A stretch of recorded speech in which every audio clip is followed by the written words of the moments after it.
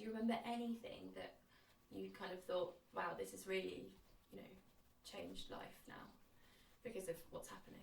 I always said it got more boring, quite honestly. Although Helen said, well, I wouldn't call sitting in an air raid shelter being bombed getting boring, but it was.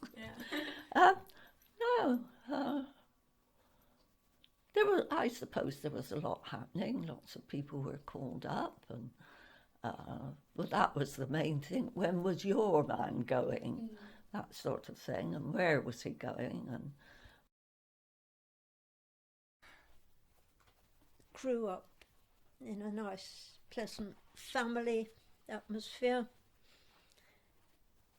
until 1939, when we sat round the radio listening to the Prime Minister of the time, who announced, this country is now at war with Germany. A bit of a shock. I was only 9 at the time, but I can remember it very well. Well, I don't think I realised it, but yes, I mean, we knew it was going to come. Yeah. And I think in a way, it was a relief when it did. Yeah. I think it was a gradual change. I mean, obviously, rationing came in and the blackout came in. But lots of we did have this long period when nothing much happened before things really got going. So we just sort of slid into it, really. Well, this is my outlook anyway. I don't know what other people have said. My first awareness was seeing this group of men in civvy suits playing around at the end of the road with a flaming thing, and they're all standing around.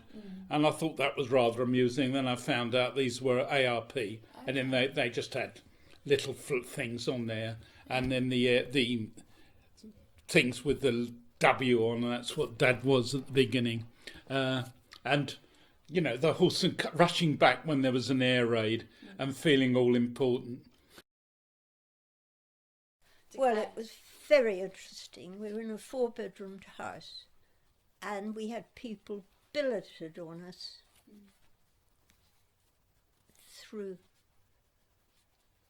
I suppose, the local council. We had a captain in the army with his wife who came too, Captain Priest.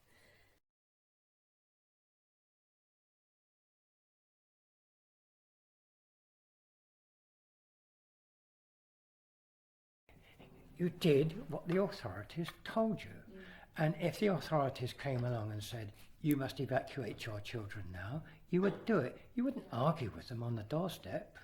They would come and they would tell you what to do and how to get on it. You will report at Wimbledon Station at 9 o'clock in the morning with just one suitcase, and make sure he's got some jam sandwiches, and he's wearing he's got his gas mask, and he's got his luggage label with his name on, and you will present yourself. And your mums would say, yes, there's no argument about it. You did what the authorities told you, because they knew best. It was that sort of era. Air raid precautions. Yeah. And we had this Morrison table shelter delivered in the kitchen. Quite big, about the size of that carpet. Oh, right. So if your kitchen wasn't very big, you had to be careful going around the corner because it was very sharp metal. We had a blanket, mattress and a blanket in ours. We had a Morrison shelter, table shelter in the house. This turned up, I suppose, about 1942, 43. And it was the thing of all grumbles, of course. It was too big. You banged your hips on the corner. It looked ugly in the room. We had to get rid of the dining room table to put it there. But it proved that was always a good source of playing. The next big thing that happened was that we got together with the next door neighbours and dug a big hole where 2 Anderson shelters were put in and covered with earth. And it was in one of these, in this, that we actually got bombed. There was a string of bombs, 7 of them. And when the war broke out, they made the basement a sort of air raid shelter. And there were practice air raids, and we had to drop everything and rush into the shelter. And of course, my parents were air raid wardens.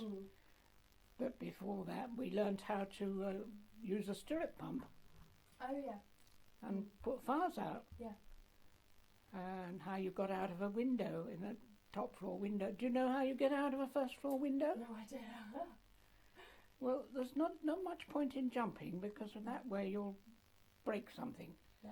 But if you could do this, you turn round and you hang on to the window ledge, and you are then at least 5 foot nearer the ground, aren't you? Yeah, that's true. Yeah. I would be put to bed 6:30, something like that. And the Germans are very punctual. So the air raid sirens would go off, 9 o'clock. Well, here they come again. So I was woken up from bed and taken downstairs and put underneath had a little bed underneath the stairs next to the gas meter, which took pennies and threepenny bits. Had a bomb landed close by and everything had fallen in, I'd been gassed, of course. It was, it was either blasted or gassed. The choice. So we didn't have an air raid shelter as such. It didn't really affect us very much for a while. There was a practice air raid, I remember, and an aged aunt said, when it's a real air raid, we'd better go and sit under the grand piano.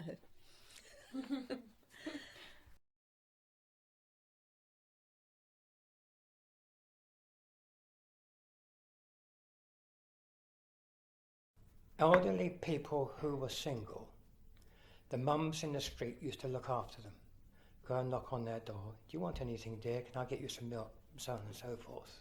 And they would look at, and my mum was looking after Mrs. Adams. The air raid sirens went about 10:30 in the morning, nice bright morning. And we were playing in the streets, and instead of running, what the mums did, the mums who were at home and had a Morrison shelter would leave their front doors open if they had children.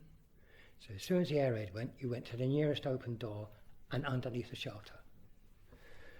But at this point, we went to my mum's shelter and in our house, and we stood in the doorway because Mum wasn't in.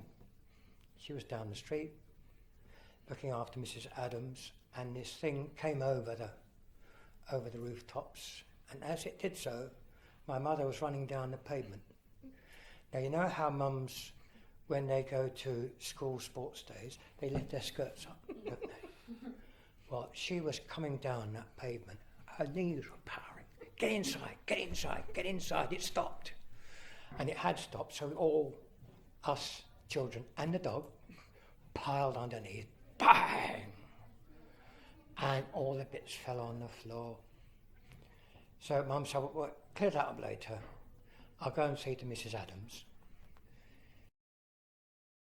I tell you what was nice through the war. Every Sunday evening, the BBC would play all the nations of Europe and beyond their national anthems. And that was quite stirring, really.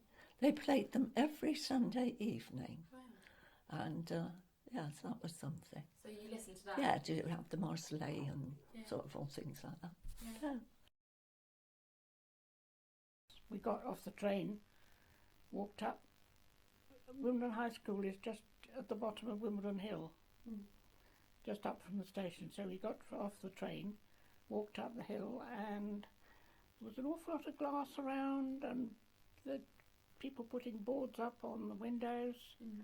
And this had been, whether they would disperse, you know, they don't know it was deliberately bombing, but they just get rid of the bombs, you know, and they stick of them. And so we wondered what we were going to meet when we got up to school. And yes, the school had been, not whole of it, there was the science labs got it. And because we were trained people, we stayed, had dusters round our heads, and we helped clear up.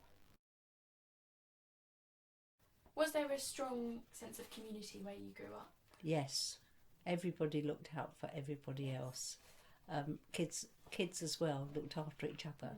We all went about, I was going to say a gang, but you know what I mean.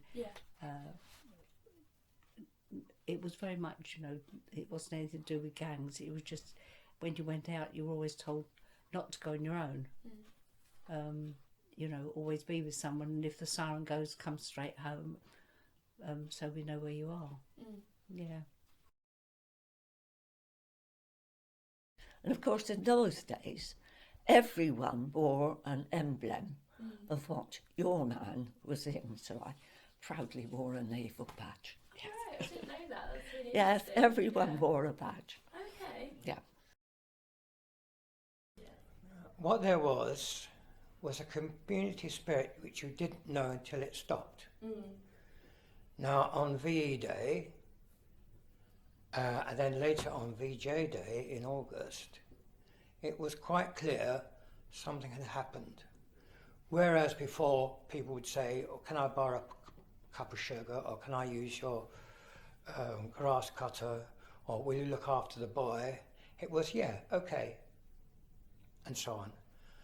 After the war stopped, that seemed to stop in such a way, if you asked for something, it would be, oh, well, yes, okay, well, it's just a bit difficult, and so on. And that, there's a war on thing, that it sort of went back to something which I'd not known as a child.